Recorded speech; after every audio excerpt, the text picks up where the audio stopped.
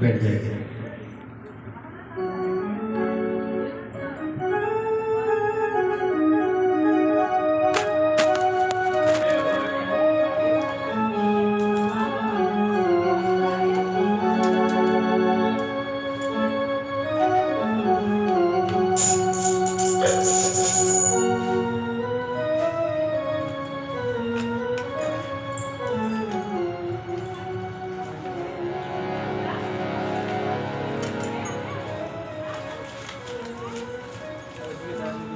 बेटा इसकी आवाज़ बढ़ा।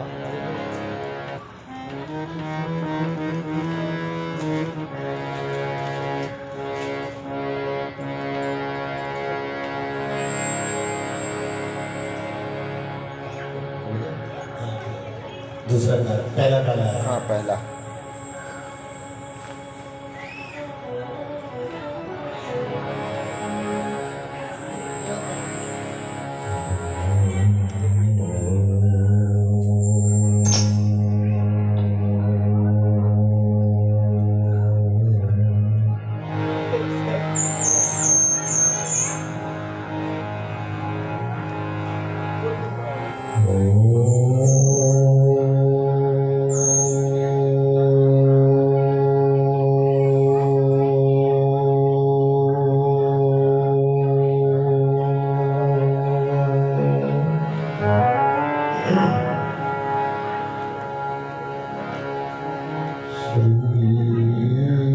सद्गुरु पद पद्म परागे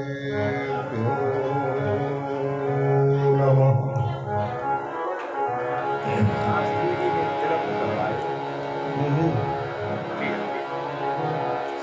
श्री परमहंस चरण कमलेभ्यो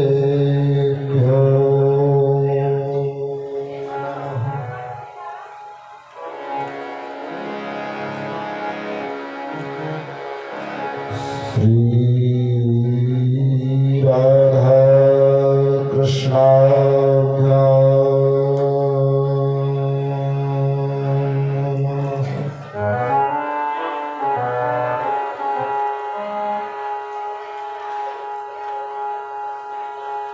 गुरुर्ब्रह्मा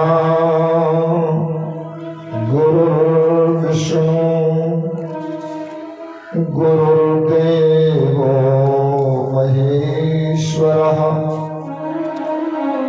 गुरुर्साक्षात् परं ब्रह्म तस्मै श्री गुरुवे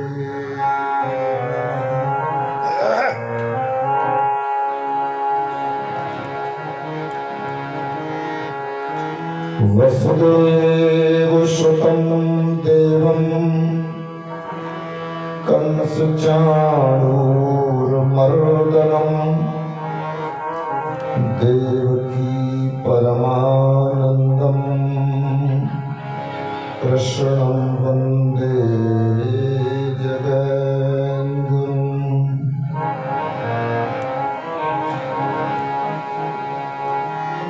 कान्तिस्ताम्रशतीनं दितसारदेन्दुर्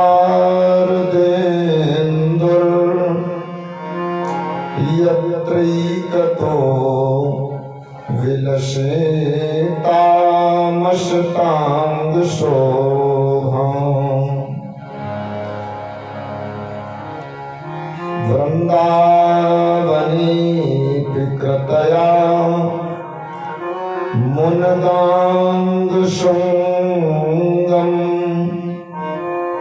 राधा मुकुन्दयुगलम् तदहं नमामि तदहं नमामि। कृष्णत्वदीय पदपङ्कज पञ्जरान्ते अद्यैव मे विशतु मानस राजहंस प्राणप्रयाण समये कफवातपित्तैः कण्ठावरोधन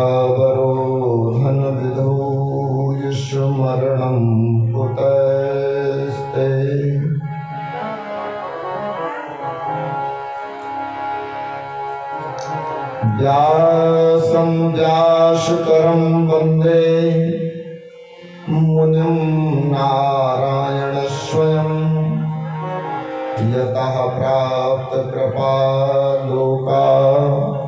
लोका मुक्ता करे रहा।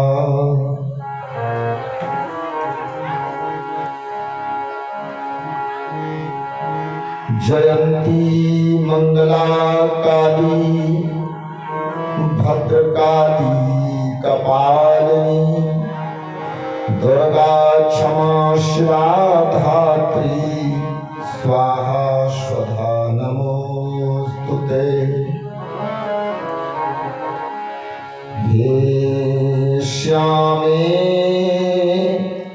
कलधौत कांत रुचिरे हे कीर्ति देवी सुते हे गांधर्व कला निधे शुभगे हे शंदु कन्यार्चिते हे कृष्णानन पंकज भ्रमरिके दामोदर प्रेयसी मत्स्वान्तोच पराशरे विषमुदा मां दीनं मानन्दय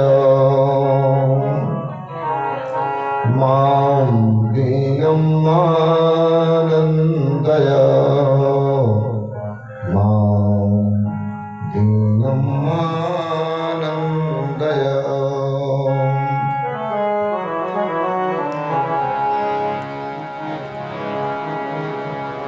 श्री राधा जू के पद कमल बारंबार मनाऊं जिनकी कृपा कटाक्ष सो निर्मल मति में पाऊं। राधे ते मेरी स्वामिनी हो राधे तेरो दास जन्म जन्म मोय दीजियो सुश्री चरणन में वास वृंदावन भरवास। सब द्वारन को छोड़ के आयो तेरे द्वार हे वृषभानु की लाडली नित मेरी ओर निहार। मनोजवं मारुतुल्यवेगं जितेन्द्रियं बुद्धिमतां वरिष्ठं वातात्मजं वानरयूथमुख्यं श्रीरामदूतं शरणं प्रपद्ये। प्रेम से बड़े भक्तवत्सल भगवान की जय हो। जगत गुरु भगवान श्री दत्तात्रेय जी महाराज की जय हो। श्री चंद्र भगवान की जय हो। परम पूज्य स्वामी श्री गंगादास जी महाराज की जय हो। श्री सद्गुरुदेव भगवान की जय हो। श्री सच्चिदानंद भगवान की जय हो। श्रीमद्भागवत भगवान की जय हो। श्री भागवत भगवान की जय हो। परम पूज्य स्वामी श्री कैलाशदास जी महाराज की जय हो। सभी संत समाज की जय हो। श्रोता भक्तों की जय हो। श्री वृंदावन धाम की जय हो। जय जय श्री राधे।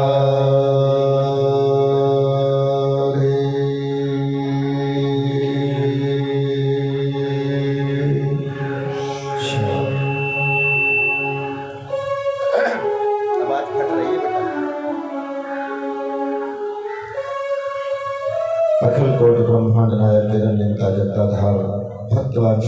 स्वरूप मनोहर श्याम सुंदर जी महाराज का पावन वांग्मय रूप श्रीमद् भागवत महापुराण प्रातः स्मरणि मेरे परम पूज्य श्री सद्गुरुदेव भगवान परप्राचार्य भूत योगी भगवान श्री सुखदेव जी महाराज, जगत गुरु भगवान दत्तात्रेय जी महाराज, गोलोक धाम सूत्रधारी पावन पुण्यात्माएं, संत एवं मनीषी जन, पाठ पर बैठे हमारे विद्वजन, संगीताचार्य, भारत वाट्य के अति के लिए पुष्कर नन्हे बालकों, कथा का प्रसंग तो श्री चल रहा है। नैमिषारण्य जैसे पावन तीर्थ में 88,000 संत संसार की दुर्गति को देख करके एकत्रित हो गए हैं। पतित पावनी मैया गंगा का पावन प्रवाह, चाहे वो नैमिषारण्य में हो या हरिद्वार में हो या सुखताल पर हो, प्रवाह तो समय की गति का आभास कराता है। समय की गति बड़ी बलवान है। मानव जीवन क्षणभंगुर है और क्षणभंगुर मानव जीवन का उपयोग विवेकी पुरुष ही कर सकते हैं। ये परम पूज्य स्वामी श्री गंगादास जी महाराज की पावन अनुकंपा एवं हमारे परम वंदनीय संत श्री कैलाश दास जी महाराज की पावन तपस्या से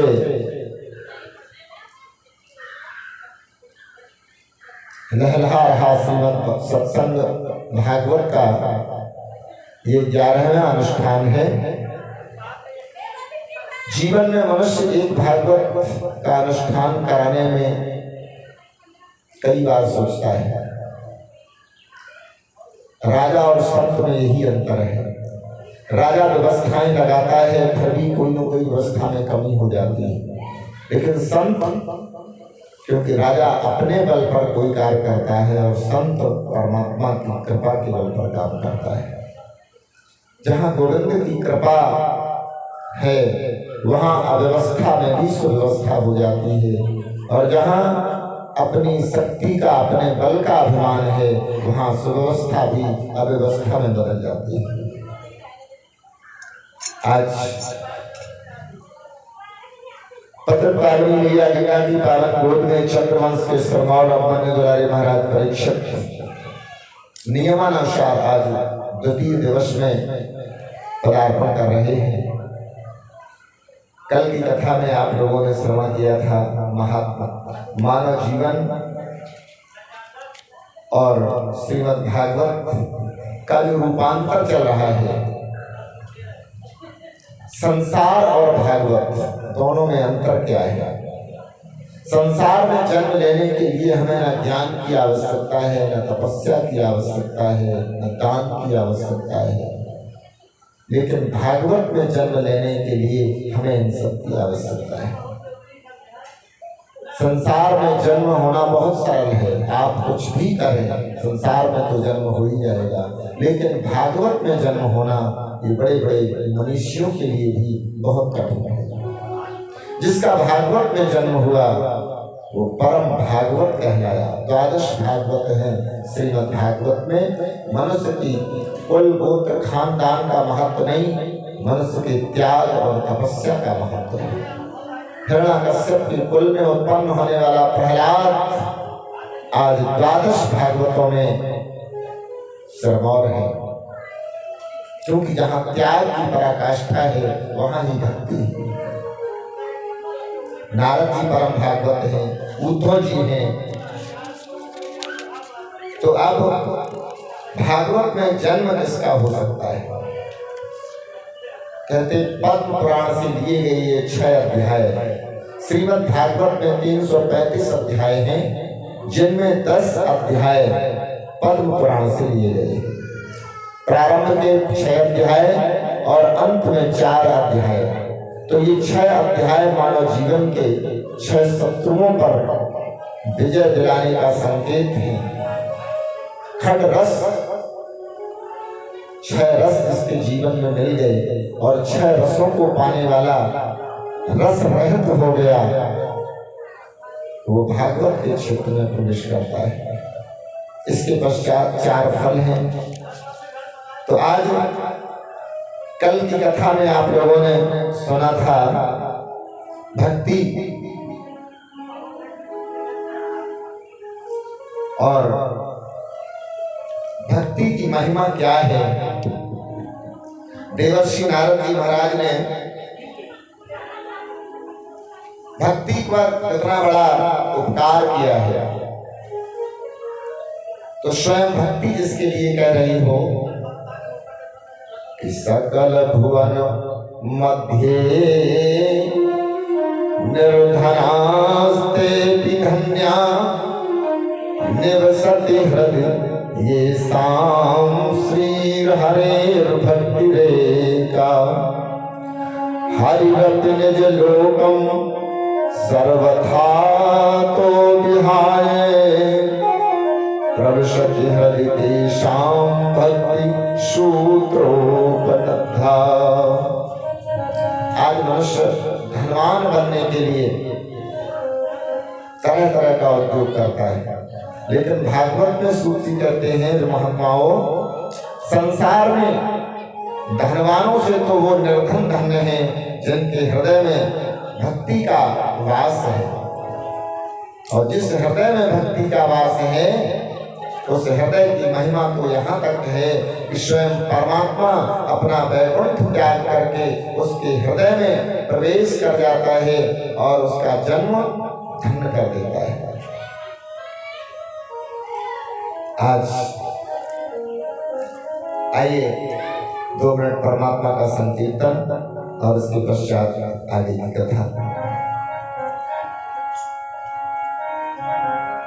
गोविंद जय जय गोपाल जय जय गोविंद जय जय गोपाल जय जय गोविंद जय गोपाल जय गोविंद जय जय गोपाल जय जय गोविंद जय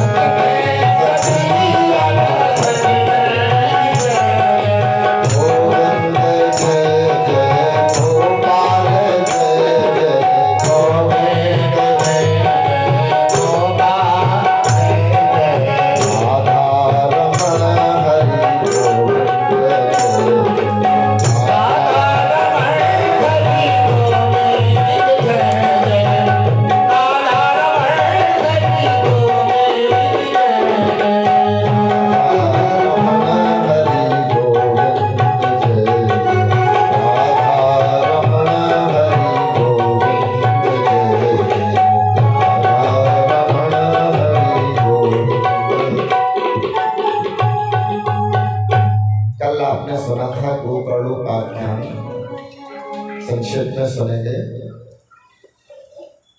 गोकर्ण, जिसके कान गाय जैसे हों उसका नाम है गोकर्ण। तो गाय के कान वाला भागवत में तो एक ही है, लेकिन कहते हैं कि जिसकी कर्णेंद्रिय भगवान के चरित्र सुनने में लग जाए वो गोकर्ण ही है। आज सूत जी महाराज कहते हैं महात्माओं, आत्मदेवः पुरे तस्मिन् सर्ववेद विशारदः श्रोतस्मार्तेषु निष्णातो द्वितीयो भास्करः।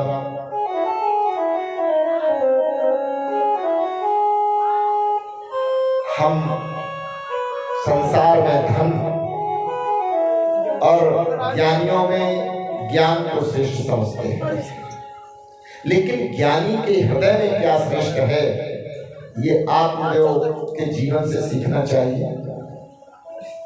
प्रकांड विद्वान आत्मदेव जैसा ब्राह्मण, सर्व वेद विशारदा, विशारद। लेकिन आज सभी वेदों का ज्ञाता, दूसरे को ज्ञान देने वाला, दूसरे को उपदेश देने वाला, दूसरे को भक्ति का पाठ पढ़ने वाला आज स्वयं रो रहा है।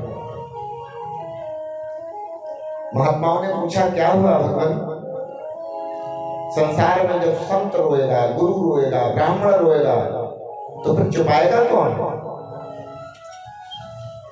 बोले एक बार क्या हुआ,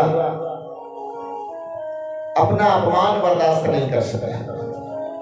किसी ने कह दिया होगा भले ही ये ब्राह्मण है, लेकिन जिसके वंश में कोई पुत्र ना हो, ऐसे निर्वंशियों का तो मुख भी नहीं देखना चाहिए।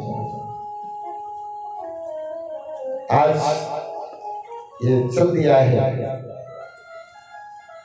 एक संत कहते थे जब ये आत्महत्या के लिए चला तो परमात्मा स्वयं प्रकट हो गया सन्यासी का रूप बना करके और पूछने लगा, कथम रोदसी विप्रत्वम काते चिंता बलीयसी पदत्वम सत्वरम मह्यम स्वस्य दुःखस्य कारणम।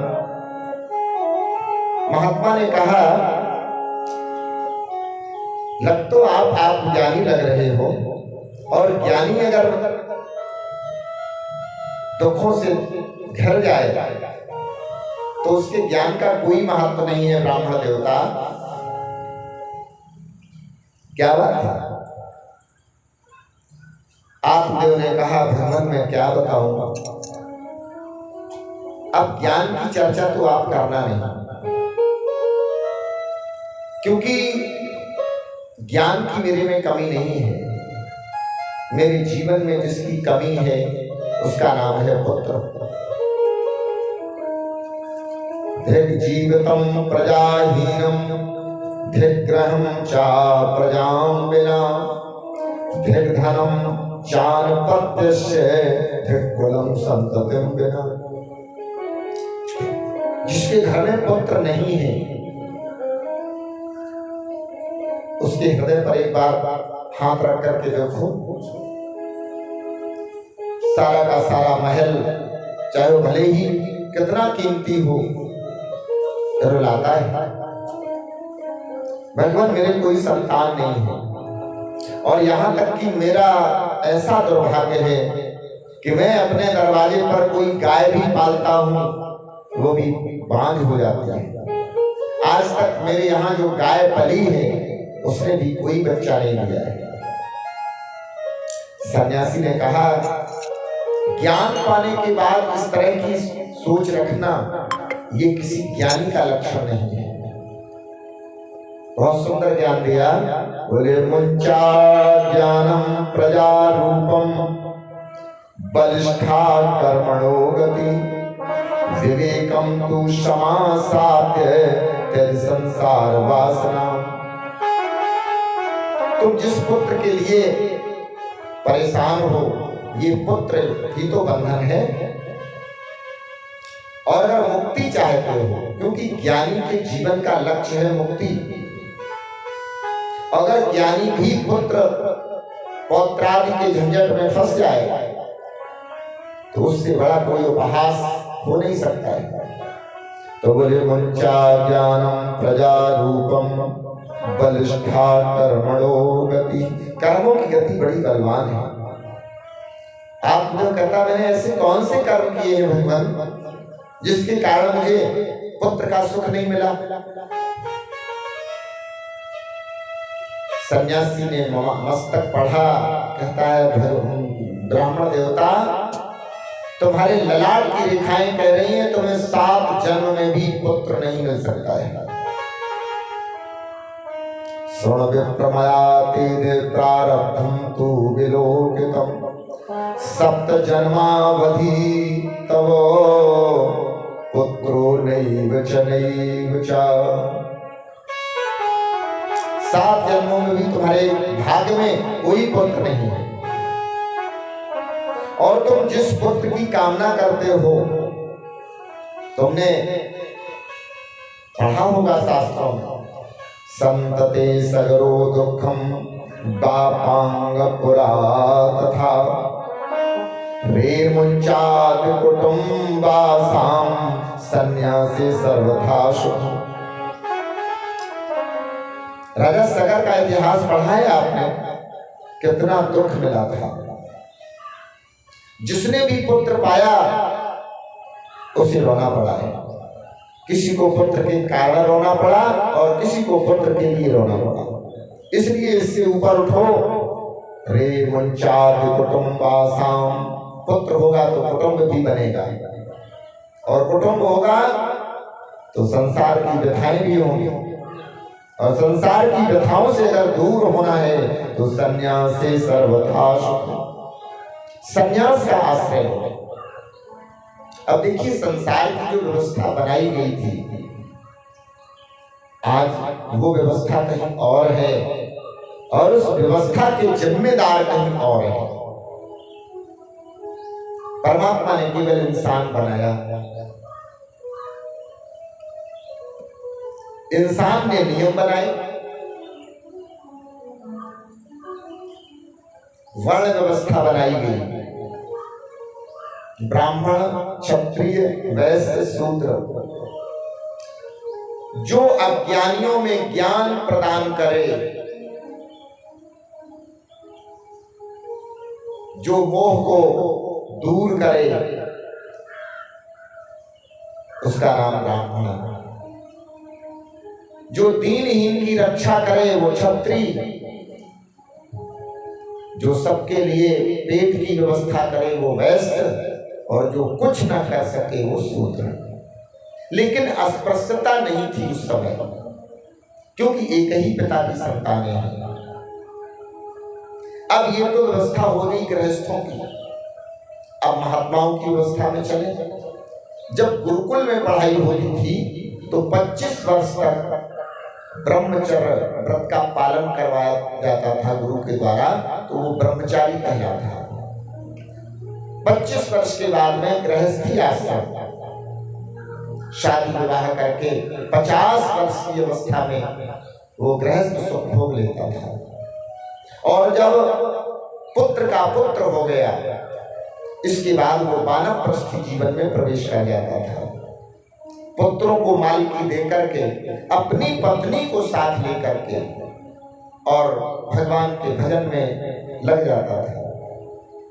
और वहां पर वानप्रस्थी जीवन में रहते हुए पत्नी का सुख पाने के बाद भी पत्नी के सुख की इच्छा न करना, पत्नी के सुख का त्याग, ये संन्यास की व्यवस्था थी। संन्यास संसार के सुख का संन्यास अलग हो जाएगा। बेटा बेटी भले ही हो, पत्नी भले ही हो, लेकिन किसी से सुख की कामना न हो, यही संन्यास है। अब संन्यास के आगे क्या है? जो भागवत सुना रहा है वो सर्वोपरि है। अब संन्यास के आगे जब चलते हैं तो कुटीचक, एक कुटी बना करके रहे, लेकिन आसक्ति ना हो। गृहस्थ और विरक्त में अंतर इतना ही है कि गृहस्थ जिस कुटी को बनाता है, चाहे वो उसका घर हो, चाहे महल हो, चाहे झोपड़ी हो, उससे उसकी आसक्ति नहीं दूर होती, क्योंकि उसका आगे परिवार है। लेकिन अगर यही आसक्ति संत के जीवन में आ गई तो संत का जीवन पतन की ओर चला जाता है। कुटीचक, इसके बाद बहुतक। बहुतक माने संत जिस स्थान पर रहे उस स्थान पर आश्रम बनाए और बना करके तिलांजलि दे करके चला गया, छोड़ दे, आसक्ति नाम की चीज ना हो। कुटीचक, बहुतक। और जब आसक्ति नहीं होगी तो फिर वो हंस की कोटि में आ जाएगा। और जब हंस यानी आसक्ति जब होगी नहीं तो केवल उसका ध्यान कहाँ होगा, हम क्या हैं और जगत क्या है, क्यों आए हैं, क्या करना है, क्या वस्तु यहाँ पर रहनी है, क्या वस्तु यहाँ से जाना है। सच्चिदानंद कहते जिनको, उनमें हम में क्या अंतर है, इसकी ही सतत खोज करना सारे धर्मों से बढ़कर है। हम शरीर और शरीर का मालिक, हम शरीर को अपना रूप मान बैठते हैं, यहीं से हम संसार के चक्र में फंस जाते हैं। जो शरीर और शरीर में रहने वाली आत्मा का बोध रखते हैं वो संसार के चक्र से निकल जाते हैं। सन्यासी ने बड़ा सुंदर ज्ञान दिया। ब्राह्मण बोला विवेकेन भवेत् किं मे पुत्रं देहि बलादपि नोचेत् जाम्यहं प्राणान् त्वदग्रेसो मूर्छता। महात्मा जी, मेरे में ज्ञान की कमी नहीं है, मैं आपसे ज्ञान की भीख नहीं मांग रहा हूं, मैं तुमसे एक पुत्र मांग रहा हूं, क्योंकि मुझे आपका तेज देख करके ऐसा लगता है कि आप असंभव को भी संभव कर सकते हैं। महात्मा ने कहा, नहीं, आप जैसे ब्राह्मण संसार की वासना में फंस जाएं, ऐसा नहीं हो सकता। तो बोले प्राणास्पदग्रे शोक मूर्छता, अगर तुम मुझे बेटा नहीं दोगे ना तो मालूम क्या मैं करूंगा, तुम्हारे सामने ही आत्महत्या करूंगा। महात्मा ने कहा, ब्राह्मण देवता, नायाससि सुखम पुत्राद्यथा दैव हतोद्यमः अतो हठेन युक्तोषि ह्यर्थं किं वदाम्यहम्।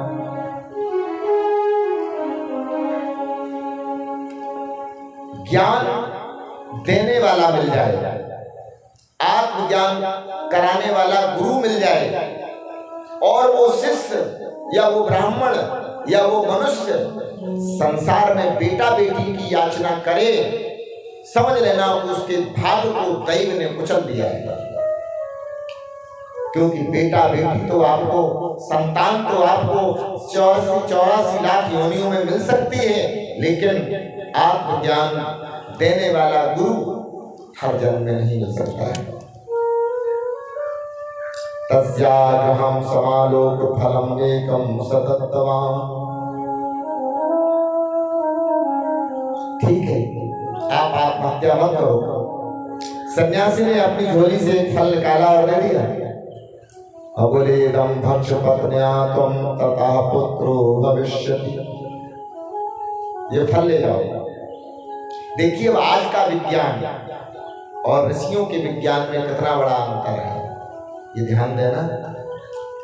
उस समय जब पुत्र के लिए संत कृपा करता था, 1 रुपए की दक्षिणा नहीं मांगता था, लेकिन आज तो घर बर्बाद हो रहे हैं ना। इदम भक्षय पत्न्याम त्वं, फल ले दिया और बोले जाओ ये अपनी पत्नी को खिला देना, मनोकामना पूर्ण हो जाएगी। सन्यासी अंतर ध्यान हो गया। पंडित जी आए, अपनी पत्नी को सारी बात बताई। पत्नी ने सुन तो लिया, लेकिन सुनने के बाद भी अनसुना कर दिया और याद रखना, नारी जीवन में सबसे बड़ा पतन कहां से शुरू होता है, इस धुंधली के जीवन से सीखना चाहिए। हर माता पुत्र के लिए कितनी लालायित है, ये माता का हृदय ही जानता है।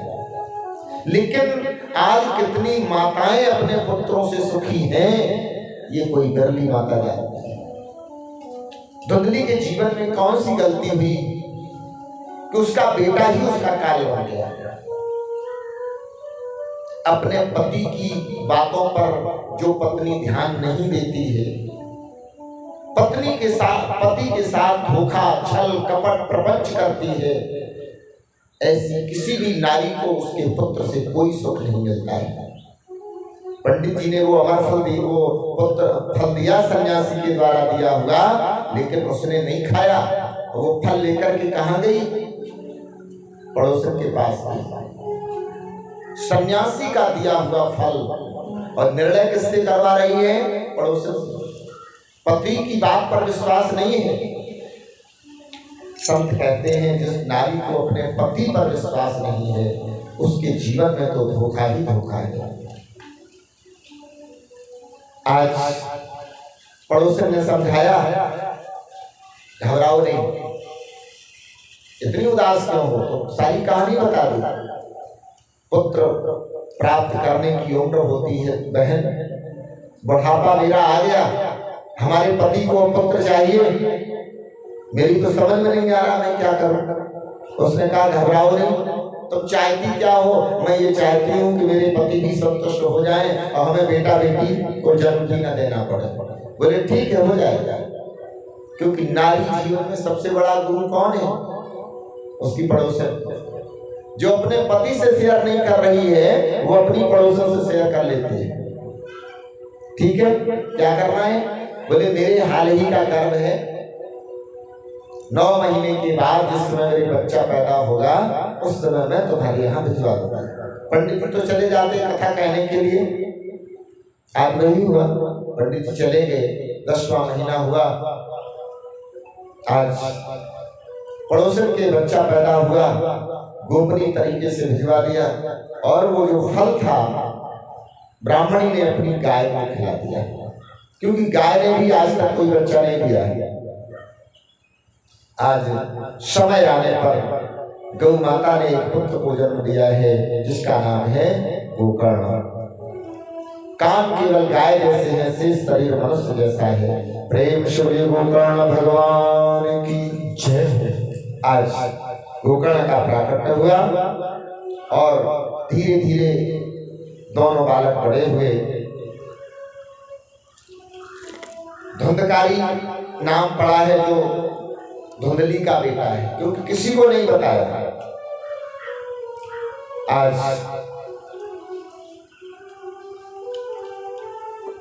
समय बीतते देर नहीं लगी, दोनों बेटे बड़े हुए। धुंधकारी महाखला जो पड़ोसन का बेटा है, क्योंकि जब बेटा पिता के प्रतिकूल चले तो समझ लेना चाहिए कि मेरे जीवन में कहीं न कहीं धोखा हुआ। बेटे के संस्कार पिता से न मिलते जुलते हों, तो यहाँ पर सूत जी महाराज कहते हैं, महात्माओं, उस विज्ञ पुरुष को चाहिए कि मेरे जीवन में कहीं न कहीं धोखा हुआ है। मोह के वशीभूत रहने वाला वो ब्राह्मण अपनी गलती के लिए रो रहा है कि महात्मा ने तो बहुत समझाया था, लेकिन मेरी ही गलती रही, मेरी ही भूल रही कि मैंने पुत्र के लिए महात्मा से प्रार्थना की, मुक्ति के लिए नहीं। अब गोकर्ण हालात में दुखी हो गए, सोचते अब क्या करें, बिल्कुल पागलों की भांति शांत होकर के बैठे रोते रहते हैं। गोकर्ण जी बड़े हुए, क्योंकि धुंधकारी के आचरण बिगड़ गए, चोरी करना, जुआ खेलना, सारे के सारे दुष्कर्म, वेश्यावृत्ति भी हो गई। आज पिता पर उलहने आने लगे, पिता पर उलहना प्रारंभ हो गया। अब जिसके जीवन में पुत्र उलहना दिलाए, समझ लेना चाहिए कि हमने कहीं न कहीं मोह के वशीभूत होकर के अपने पुत्र के संस्कारों में कोई न कोई कमी की है। आत्मदेव जैसा ज्ञानी आज कुछ बोल नहीं पा रहा है, क्योंकि मनुष्य हारा है तो अपनी औलाद से हारा है। सारे संसार को जीत सकता है मनुष्य, लेकिन अपनी औलाद से कभी जीत नहीं सकता है। आज महात्माओं ने निवेदन किया, आत्मदेव जैसा ज्ञानी सुख नहीं पा रहा, पर सुख मिलेगा कैसे? इस सुंदर सुक्ति आई कि ना चैन्द्रस्य सुखम किंचन ना सुखम चक्रवर्तिनः यत् सुखम अस्ति विरक्तस्य मुनिरेकांतवासिनः। ना तो इंद्र को सुख है, न चक्रवर्ती राजा को सुख है। जो सुख वैराग्य धारण करने वाले एकांत वासी मुनि के जीवन में। गोकर्ण ने समझाना प्रारंभ कर दिया, पिताजी क्यों रो रहे हैं? तो आप लोग जब रो पड़े अपने पुत्र से, तो आप लोगों ने बड़ी सुंदर बात कही, बोले मुंचा ज्ञानम प्रजा रूपम मोहतो नरके गति निपतिष्यति देहोयम सर्वं त्यक्त्वा वनं व्रज।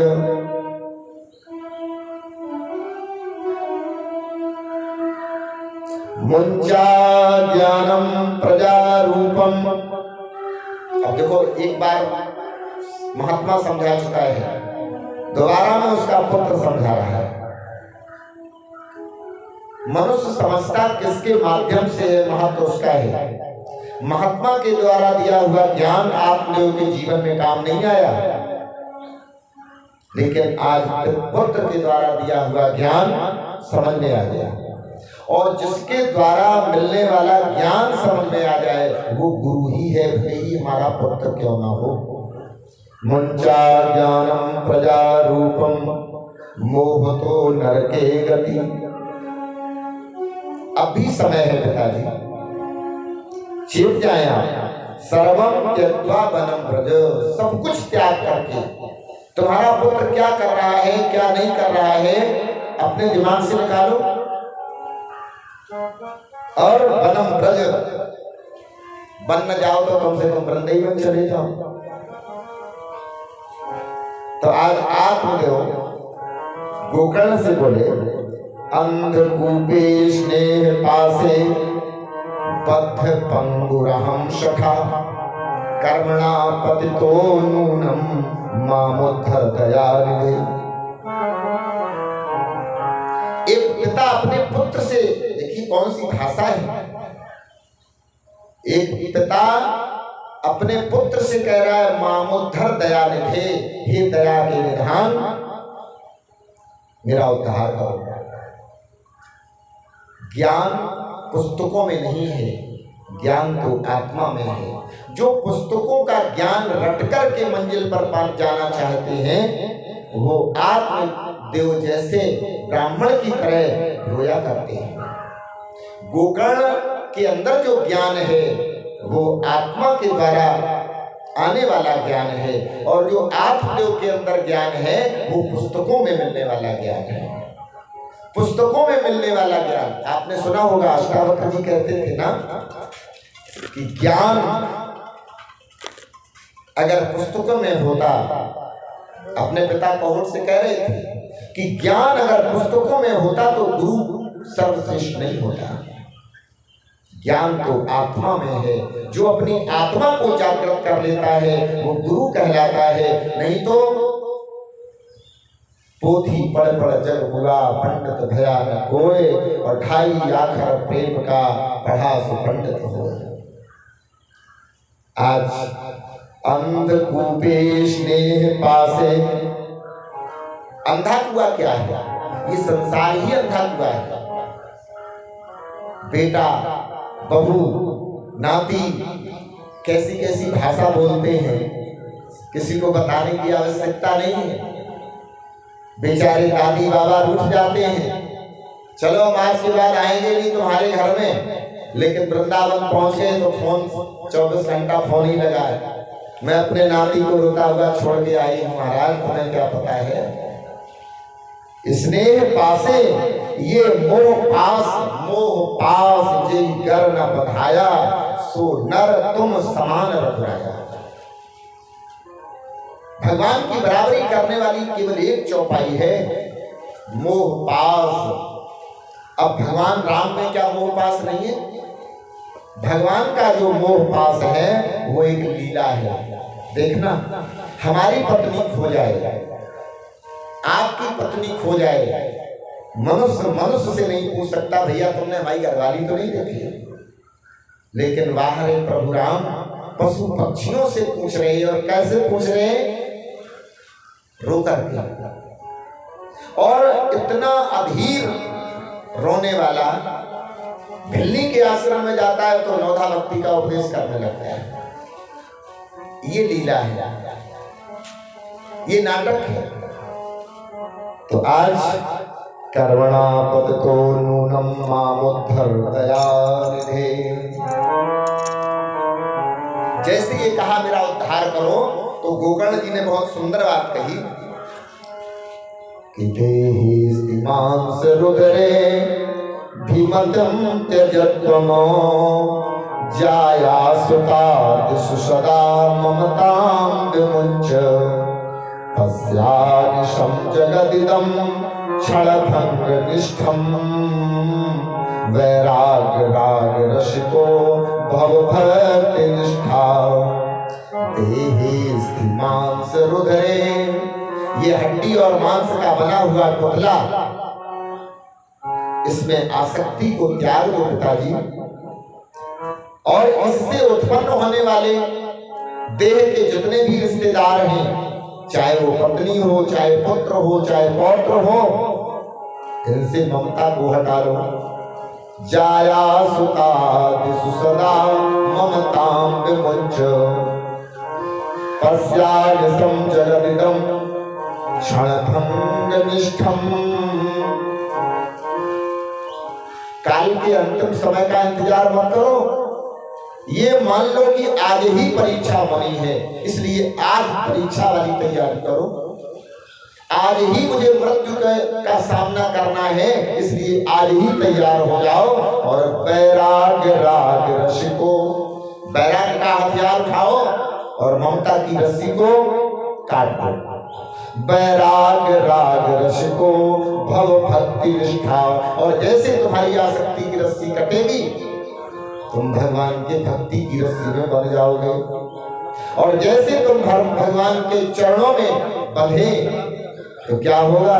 धर्मं भजस्व सततम त्यज लोक धर्मान, सेवस्व साधु पुरुषान् जहि काम तृष्णाम्, अन्यस्य दोष गुण चिंतन मासु मुक्त्वा, सेवा कथा रसमहो नितरां पिबत्वमो, धर्मं भजस्व सततम। अब लोक धर्म और सनातन धर्म, सच्चा धर्म जिसको कहते हैं, उसमें कितना अंतर है? लोक धर्म है हमारे जीवन में मिलने वाले रिश्ते, माता पिता, पत्नी, बेटा बेटी, जो कल बताया गया था। 10 धर्मों का परित्याग करके, और भागवत हो, चाहे रामायण हो, चाहे गीता हो, सबका एक ही सार है कि सर्वधर्मान् परित्यज्य मामेकं शरणं व्रज, अहं त्वा सर्वपापेभ्यो मोक्षयिष्यामि मा शुचः। आज सुंदर सा उपदेश दिया है, सेवा कथा रसमहो नितरां पिबत्वमो। सेवा और कथा से जो रस की अनुभूति हो, उसको नित्य पान करो पिताजी। और ना देहं मुमुचुर्त करते प्रायः साहसिका स्त्रियः।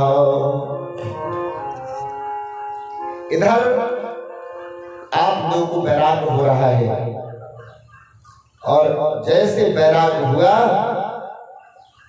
वैसे घर का त्याग किया और तपस्या करने के लिए चले गए। गोकर्ण जी ने भी अपना घर त्याग दिया। अब जब पिता और भाई दोनों चले गए तो धुंधकारी स्वतंत्र हो गया। धुंधकारी ने चोरी की, डाका डाला, वेश्याओं के यहाँ लेके पहुंच गया। वेश्याओं ने आज इस धुंधकारी को मार दिया है। सूत जी ने बड़ी सुंदर बात कही। महात्माओं ने पूछा, इतना प्रेम करने वाला वेश्याओं से इतना प्रेम करने वाला, जिसने अपने जीवन की परवाह नहीं की, राजा के यहाँ धन लूट करके वेश्याओं को दिया, फिर भी वेश्याओं ने उसके साथ में धोखा किया। भागवत में बड़ी सुंदर शुक्ति आई है कि स्त्रीणाम नैव तु विश्वासम दुष्टानाम कार्ये बुधा। दुष्ट स्त्रियों का विश्वास कभी विद्वान पुरुष नहीं करते। विश्वासे यास्ततो मूढ़ा सा दुःखी परिभूयते। क्योंकि जिनकी चित्त वृत्ति दूषित है, ऐसी देवियों का, ऐसी स्त्रियों का हृदय कैसा होता है? सुधामयम वचो यासाम कामिनाम रसवर्धनम हृदयम क्षुरधाराभम प्रियः को नाम योषिताम। हृदय में कपट और वाणी में प्रेम, ऐसे स्वभाव का कोई व्यक्ति हो या कोई स्त्री हो, उससे हमेशा सावधान रहना चाहिए। धुंधकारी को पकड़ लिया, वेश्याओं ने मार दिया, बड़ा भयानक प्रेत बना।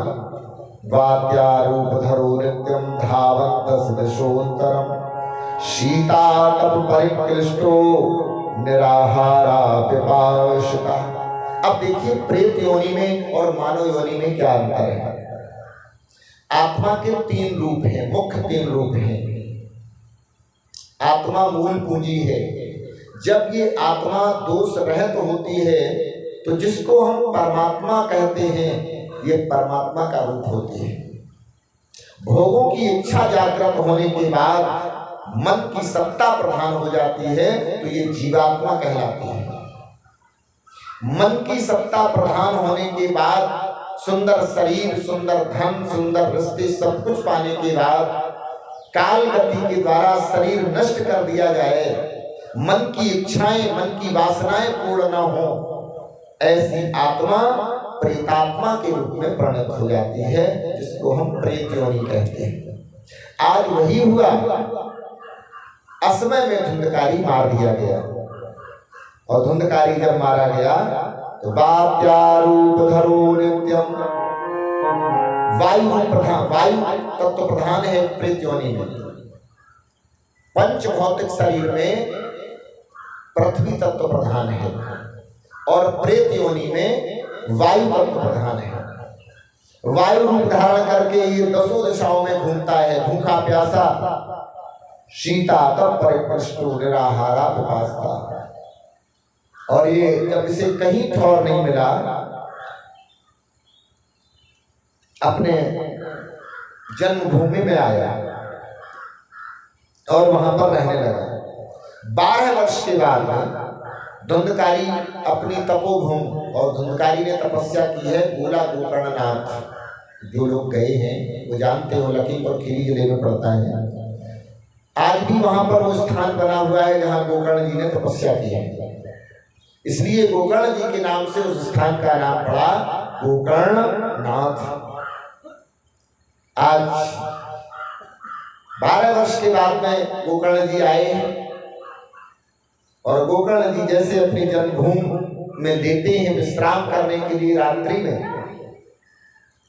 ये प्रेत योनि में गया हुआ धुंधकारी तरह तरह की आवाजें करता है। कौन है आप? नहीं बोल पाया।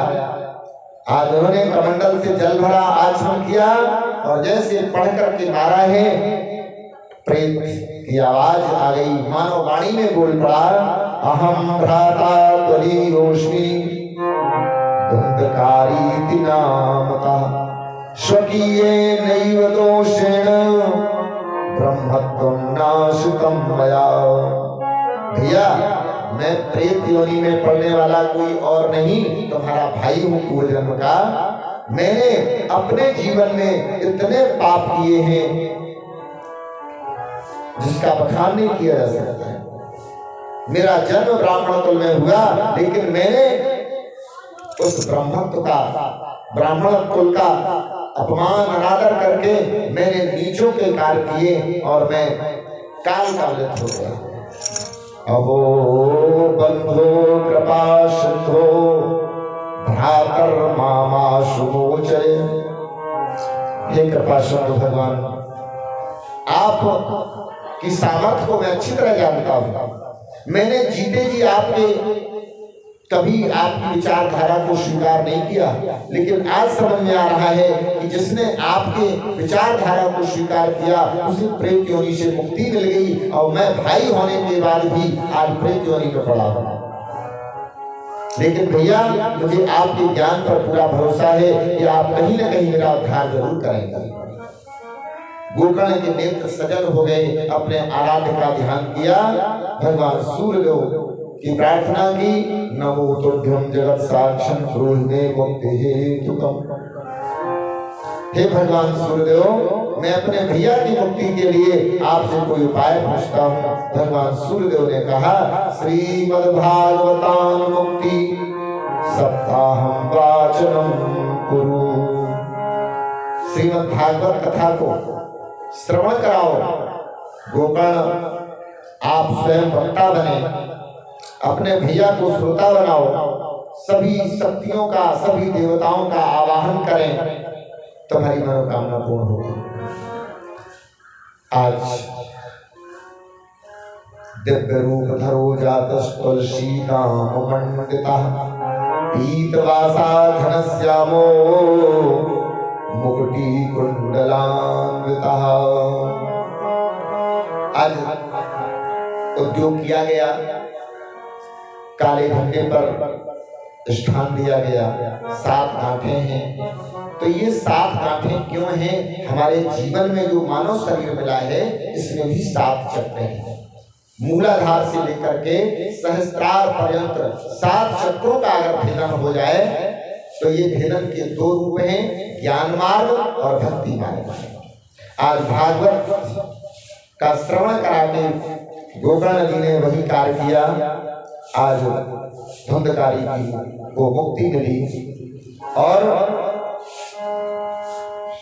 आकाशवाणी हुई, धन्या भागवती वार्ता प्रेत पीड़ा विनाशिनी सप्ताहो तथा धन्या कृष्ण लोक फल प्रदा।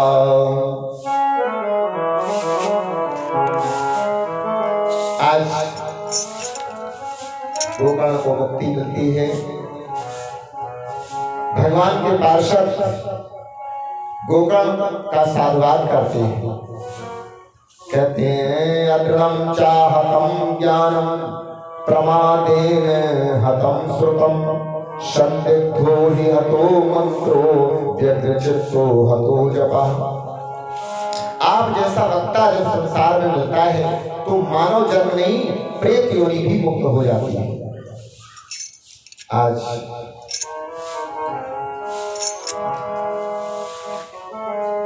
सनत कुमारों ने सप्ताह यज्ञ की विधि का वर्णन किया है। भागवत स्वयं भगवान श्री कृष्ण का दूसरा रूप है। सभी को भगवान श्री कृष्ण से प्रार्थना करनी चाहिए, संसार सागरे मग्नं दीनं मां करुणामृधे कर्म मोह गृहीतांगम मामुद्धर भवार्णवात्। हे भागवत रूपी भगवान श्री कृष्ण, संसार में उलझे हुए मुझ दीन की पर कृपा करें। हे करुणा के सागर, कर्म और मोह के जाल में फंसा हुआ मैं आपसे उद्धार के लिए प्रार्थना करता हूँ। इस संसार सागर से मुझे मुक्ति प्रदान करने की कृपा करें। श्रीमद्भागवताख्योऽयं प्रत्यक्षा कृष्ण एव हि स्वीकृतोषि मया नाथ मुच्यर्थम भवसागरे। प्रार्थना की है और प्रार्थना की गई है। उसी समय जब कहीं भी कथा होती है तो वीतरागी संतों का दर्शन दृश्य और अदृश्य दोनों रूप में होता है। आज गोकर्ण की कथा में भगवान सुखदेव जी का प्राकट्य हुआ है। संकेत आया तत्रायं षोडश वार्षिकस्तदा व्यासात्मजो ज्ञानमहापि चंद्रमा कथावसाने निज लाभ पूर्ण प्रेमणा पठन भागवतम शनि शनि। देखिए सुखदेव जी के वक्तव्य में और महात्माओं के वक्तव्य में कितना अंतर है। सुखदेव जी कहते हैं राजन निगम कल्पतरोर गलितम फलम। भागवत क्या है इसको समझना है। निगम कल्पतरो, निगम माने वेद, वेद कल्प वृक्ष है। और द्वारका में ये वृक्ष जिसको पारिजात के नाम से जाना गया, क्योंकि भगवान के विवाह हो गए 16,108। अब जब एक स्त्री की पूर्ति मनुष्य नहीं कर सकता है तो 16,108 की पूर्ति कैसे हो, बड़ी जटिल समस्या है। तो भगवान पारिजात का वृक्ष ला करके द्वारका में स्थापित करते हैं और सभी पत्नियों से कहते हैं जिसको जिसकी जरूरत हो इसी के नीचे बोल देना, सबको मुंह मंगा मिल जाएगा। आज वही हुआ है। तो निगम क्या है, वेद ही कल्प वृक्ष है और भागवत उन कल्प वृक्षों का पका हुआ फल है। शुकमुखात द्रव संयुतम, पके हुए फल में तोता स्वाद ले ले तब तो और अधिक उपयोगी हो जाता है। इसलिए रसक श्रोताओं एवं भागवतम रसमालयम, ये रस का भंडार जो भागवत है, रस को भूग भाव का रसक श्रोताजनों एक बार नहीं यावत जीवन पर्यंतम, जब तक तुम्हारे देह में प्राण है, जब तक तुम्हारा जीवन है तब तक इसको बार बार पान करते रहो। क्योंकि श्रीमद् भागवत पुराण तिलकम यत् वैष्णवानां धनम यस्मिन् पारमहंसमेवममलं ज्ञानं परं गीयते। यत्र ज्ञान विराग भक्ति सहितं नैष्कर्ममाविष्कृतं तत्श्रवणं प्रपठन् विचारण करो भक्त्या विमोच्ये नरः। आज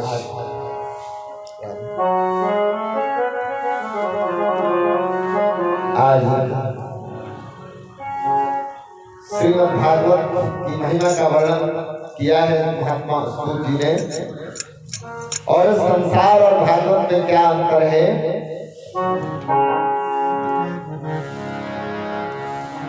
असारे संसारे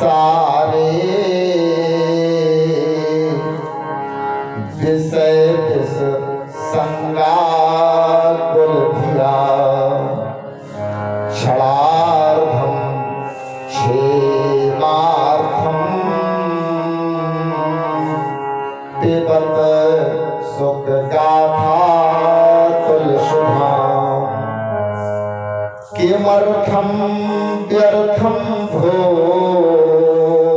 ब्रजत उपथे कोचित कथे परीक्षित साक्षी श्रवण गति मुक्ति युक्ति कथने। क्षण भर भी जिसने विषयों का त्याग करके भागवत का पान कर लिया जिसने भागवत कथा का, भगवान सुखदेव की वाणी का पान किया, उसका मानव जीवन सफल हो गया। और इसके लिए प्रमाण की आवश्यकता नहीं, स्वयं परीक्षित ही साक्षी। और यदि हमारा मन अपने आप में नियंत्रित नहीं है तो फिर सारी साधनाएं व्यर्थ हैं। किसी ने लिखा,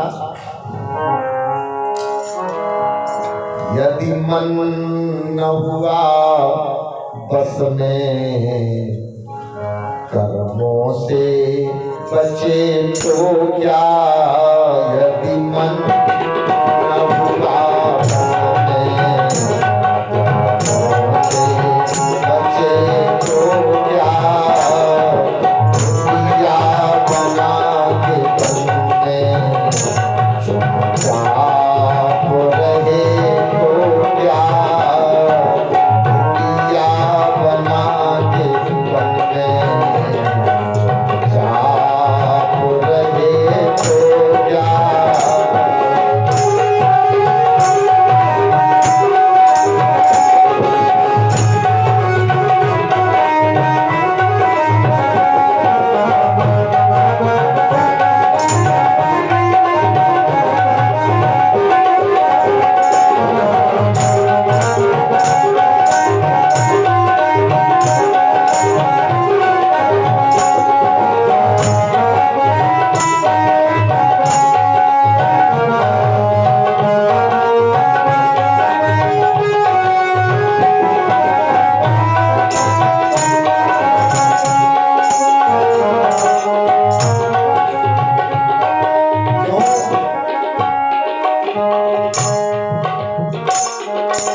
मन ही से तो है बंधन, मन ही से है छुटकारा। मन ही से तो है बंधन, मन ही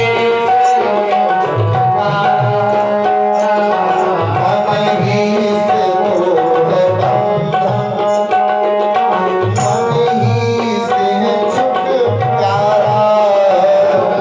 मन ही से है छुटकारा, मन ही न संभाला जब घर बार तजा तो क्या।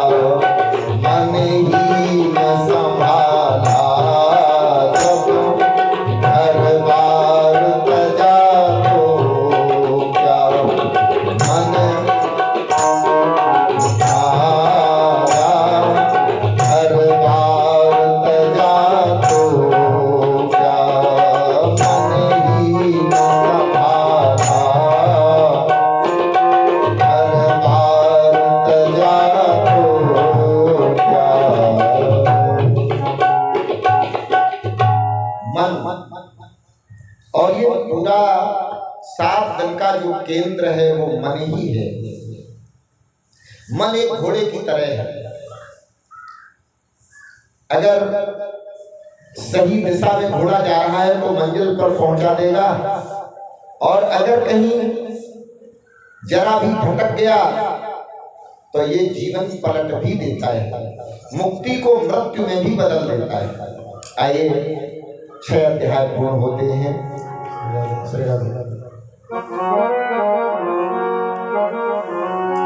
वृंदावन बिहारी लाल की जय। अभी आपने बड़े सुंदर चर्चा सुनी, धुंधकारी का कैसे उद्धार हुआ उसके भाई गोकर्ण के द्वारा। एक छोटा सा भजन सुने, क्योंकि बहुत देर हो जाती है तो आलस लगने लगता है सुनने में।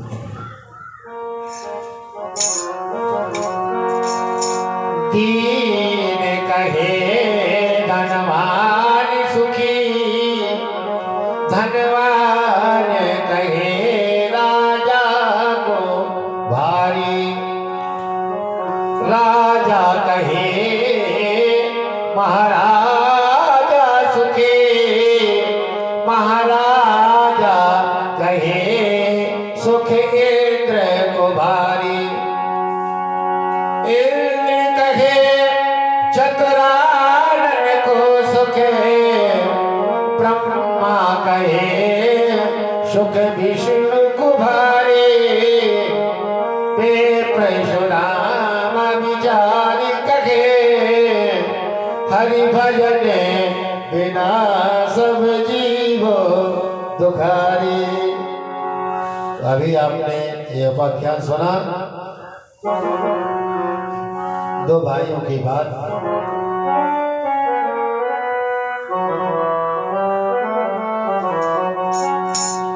दो फूल खिले साथ, दो फूल खिले साथ, पर किस्मत जुदा जुदा है। दो फूल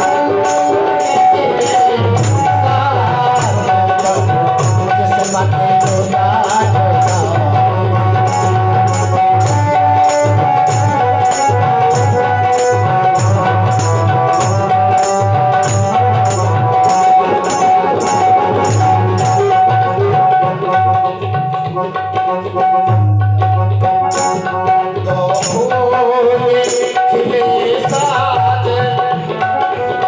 किस्मत जुदा जुदा। दो फूल खिलते हैं एक साथ, लेकिन उनकी किस्मत जुदा जुदा है। भाव है भजन का, लेकिन बात वही की है। ध्यान दिया आपने अभी कथा सुनी। दो फूल खिले साथ, किस्मत जुदा जुदा है। हंसते हैं वो बराबर, खिलते हैं वो बराबर, एक दूजे वो खिलाते।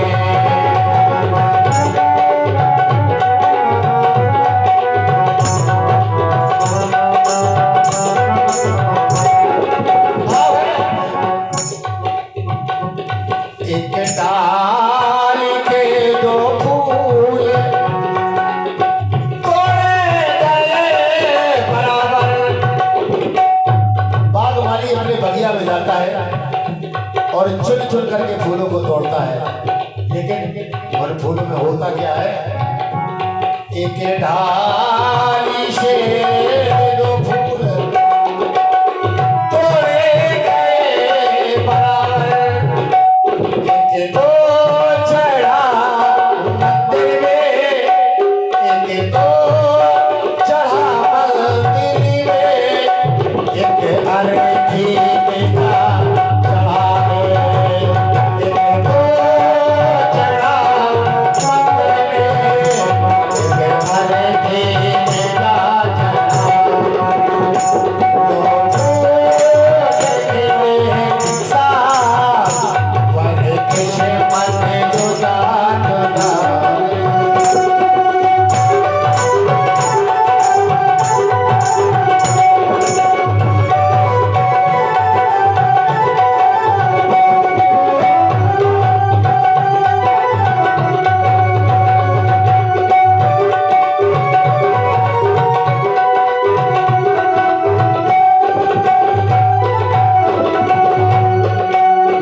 एक पेड़ की दो डालें। आदरणीय परीक्षित जी महाराज, जब आप हमारी ओर एक दृष्टि डालते हैं तो ऐसा लगता है कि हमारा आपका कोई पुराना रिश्ता है। हो सकता है कि हम भटक गए हैं, लेकिन हैं तो एक ही घर की। हमारा तुम्हारा स्वामी धनीपति तो एक ही है ना, एक ही घर की रूहें हैं। इसलिए आप हमें जगा रही हैं, हम आपको जगा रहे हैं। भाव की बात। एक पेड़ की दो डालें, डाली गई बराबर। एक तो लगी माता में, दूजी जल रही चिता में। एक तो लगी माता में, दूजी जल रही चिता में।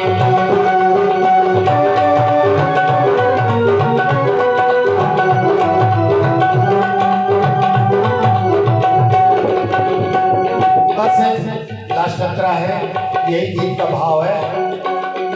एक बाप के दो बेटा पैदा हुए बराबर, एक बाप के दो पैदा हुए बराबर, एक दो बड़ा राजा है, एक दो बड़ा राजा है, दूजा भी बात माने, एक दो बड़ा है राजा, एक भी बात माने,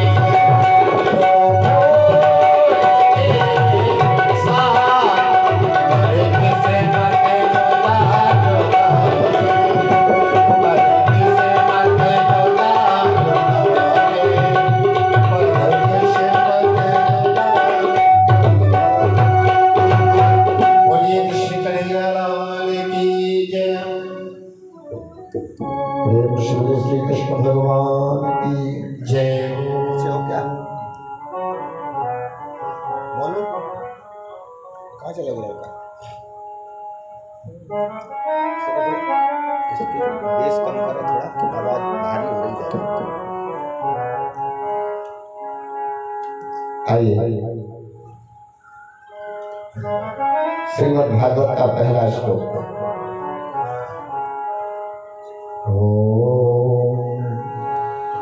जन्माद्यस्य यतोऽन्वयादितरतश्चार्थेष्वभिज्ञास्वराट् तेने ब्रह्महृदाय आदिकवये मुह्यन्ति यत्सूरयः तेजो वारिमृदां यथा विनिमयो यत्र त्रिसर्गो मृषा धाम्ना स्वेन सदा निरस्तकुहकं सत्यं परं धीमहि, सत्यं परं धीमहि, सत्यं परं धीमहि।